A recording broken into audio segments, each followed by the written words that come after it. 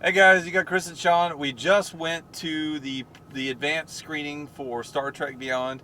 Right off the shoot, man, Spoilers. spoilers. Yeah. I'm sorry, spoiler. This is the spoiler review. This You is the may have noticed we spoilers posted the review. non-spoiler. Um, Solo dies.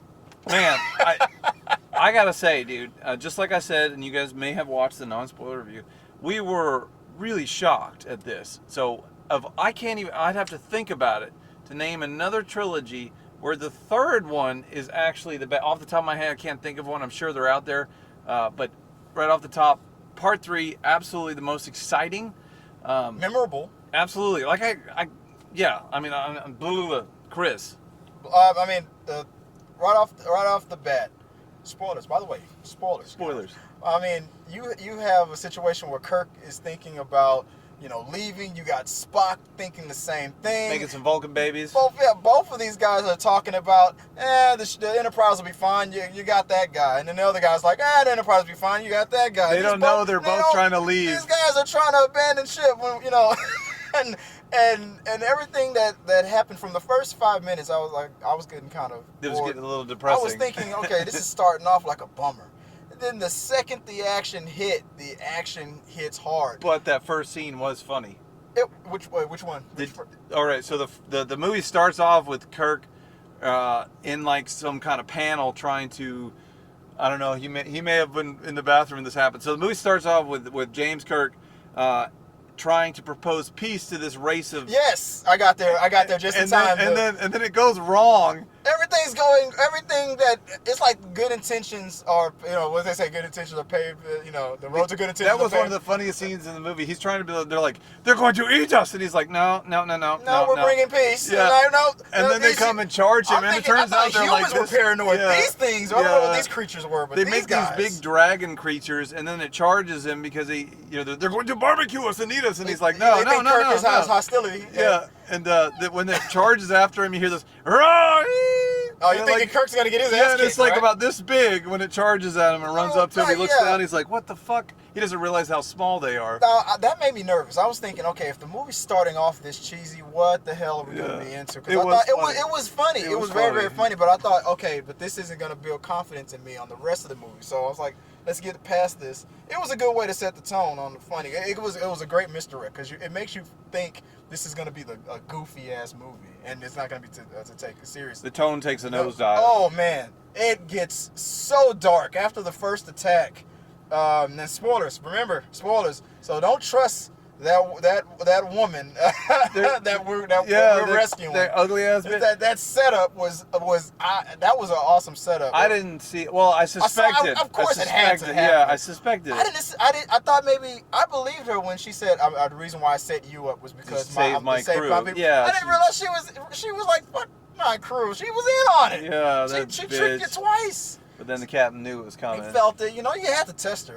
You had to test her, and the villain. I like the villain, Idris Elba as the main villain. You don't see him. He got all the makeup on. He's your main villain, but you got a great villain this time, and very memorable. I mean, the first two villains were okay. I mean, our Doctor Strange, what's his name? Cumberbatch. Yeah, Benedict Cumberbatch. He was great. He was great as Khan, but the whole controversy about them pretending he wasn't Khan and stuff, it distracted from the movie. This villain was very clearly defined. Oh yes, he had one goal and one goal only, and he didn't give a damn about anybody. I thought he was at the very end. You see like a glimmer, like he sees a reflection, a broken piece of glass. I'm thinking it was a and then he reaches for that glass to try to stab him. Exactly. He's like, no, he's not going back. Even in the end, you're like exactly that glimmer of hope. Like, oh, what did I do? What do I look like? He sees a reflection in some broken glass. glass. That shit. What did I do? What did I? and like this guy is non-redeemable. No, he's gone. It's perfect. This villain was great. I like the back and forth with Spock and was it Scott? Not Scotty. Bones. Bones. Yeah. Those two guys, they finally found their voice. How the back and forth they click really well. They click really, really well. I mean, they tried to build it up in the first two movies, but again, it's not memorable. But the humor is there, especially Spock gets injured, and Bones has to patch him up, and there's a scene. Like, what did he say? How did he curse? What did he say? Yeah, he said, "This is such horse shit." This is horse shit. He's like, "This has nothing to do with manure," you know. Yeah, exactly. And at the end of it, it's like, well, when your only choices are two. I can leave it in, you can die, or I can pull it out, you might bleed to death and die. Neither of those choices sound acceptable. Yeah, exactly. And your words, this is horse shit. Yeah, he says, "What's your favorite color?" And he says, "What?" And he pulls it out, and he says, I knew that was coming. Yeah, he's like, "They told me that if it's a surprise, it hurts less." And he's like, Doctor, your theory is horse shit. As you say, it was horse shit. Yeah. I mean, the delivery from Spock was great. And they also did another nod to Leonard Nimoy again. And they showed... Yeah. And you got to see more pictures of the old school crew. The whole main crew. The whole main crew. And that was... And now, you know, when we're talking about how Spock was just struggling whether or not he should leave. And the reason why he wants to leave is because he wants to finish Leonard Nimoy's mission to repopulate New Vulcan. Because in this one, they say... Leonard Nimoy, Spock, Ambassador Spock, passed away recently. They don't show his death. They don't show nothing. No. Yeah, he just passed away. Yeah. And you know what? I know this is an alternative universe. Anything can happen now. Leonard Nimoy is living in an alternative universe. That was throwing me off, man. I had to ask him. I was like, are we in a parallel universe? Because I didn't understand how because they're both the original crews, just in different times. Yeah, now they're going in different directions now. Everything that we saw before in this universe, they're not going in that direction anymore. So it's like Spock talks about Spock like it's a different person. He's like Ambassador Spock. They both exist in the same universe now. So he does. He said, "That's Ambassador Spock. I'm Spock. But the thing that was getting to me was like, dude, you now know.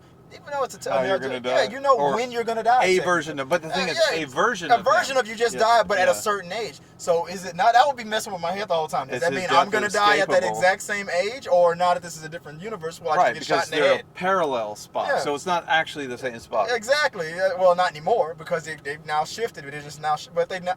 Look, we can get sweaty nerd all up in this, but I'm thinking the whole time like I would not want to know that when the other Vulcans came to tell him that Leonard Nimoy died.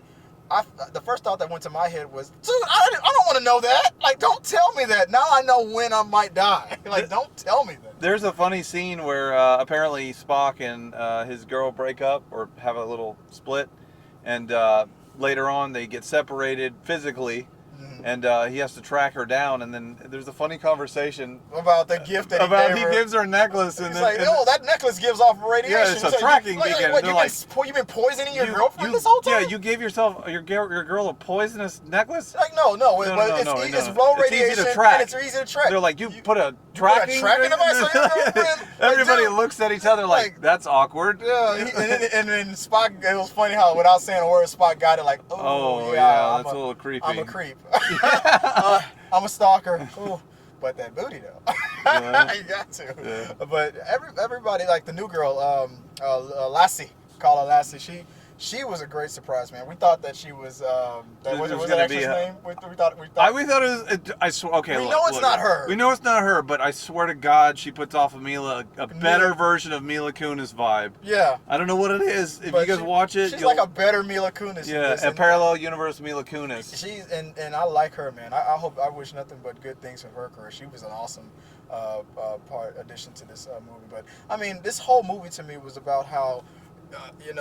Unity and hope, and it reminded me of the Dark Knight. And the abandon all hope. Unity is gonna get you killed. Only think about yourself. But everybody comes together and just kicks ass. And this whole movie, it feels like it just looks bleak, and it's getting worse and worse and worse and worse. Did you notice that of the 3 Star Treks, less time is spent aboard the Enterprise? Actually, the Enterprise gets destroyed. Yeah. And they go off, and now I got to look up the USS Franklin. They find another ship. They find another ship. Yeah. I'm thinking that it was the one from the old Enterprise show. I might be wrong about that. Scott Bakula. So I'm gonna have to look up the USS Franklin and look up that ship.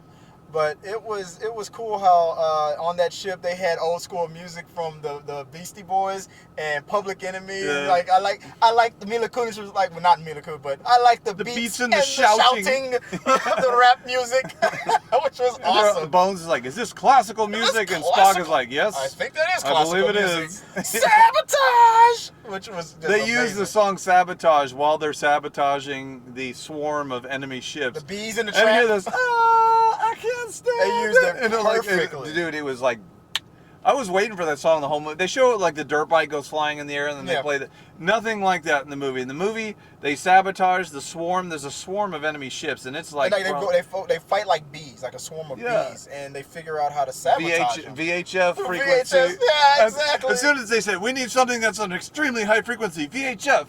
And they all look at each other like, oh fuck, the boombox. They're gonna play with the boombox. I was thinking, wait, they're gonna play Public Enemy again? Like, no. Sabotage. Like, sabotage. And the next thing you know, and it just kept hitting and hitting, and it was like, man, that snowball effect was awesome, man. You're gonna love this movie, man. If you're the kind of guys that don't care about spoilers and whatnot, look at our excitement. You know, you just got spoiled, so you're probably going to still go see the movie anyway. Trust me.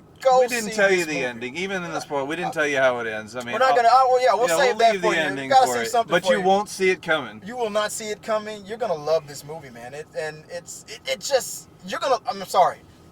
Best of the trilogy. Yeah, I'm sorry. It's never happened to me before, but this is the best of the trilogy. I would have been okay if this would have been the second movie. I wish this was the second movie. So we could build up for another, and then just build from there.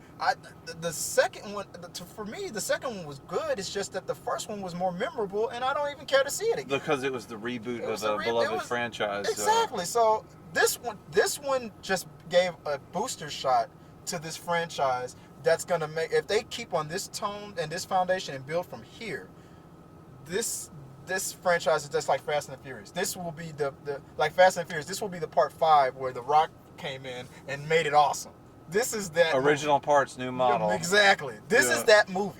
Now you gave a rating, so yeah. Want to let them know what was your overall? I'd say if you compare it to the series, I'm going to give it a 9 out of 10 for the Star Trek series. I said 8 at first, and I thought about it. I went up to 8.5 because I'm still not a Trekkie, but I am a fan of this franchise now, big time. I thought I was at first. I'm like, yeah, I liked it. There's more vigor. This one, I liked it. It gave you an oomph of vigor and purpose. This movie had drive. It had heart.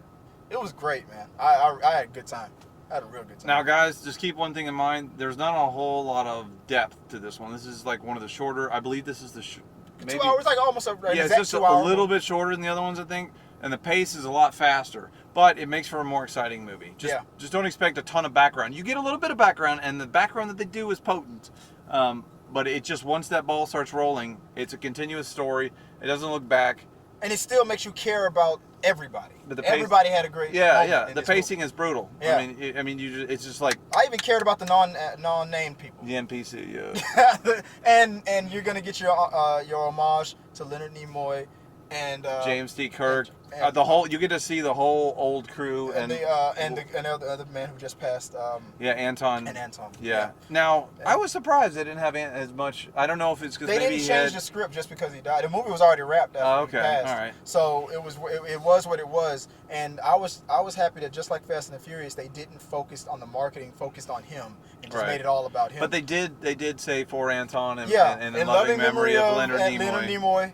For Anton. That was classic. Yeah. That was so that people stayed to see it. Yeah, people stayed to see it. People clapped 3 times. There was 3 significant times where an applause came out during the credits. During the movie, there was applause. Oh yeah, the sabotage scene. I mean, dude, it's been a long time. I think not since The Lion King have I seen multiple applauses within the movie. During the movie. Awesome. Go check it out. This was Chris. That's Sean. We'll see you at the movies.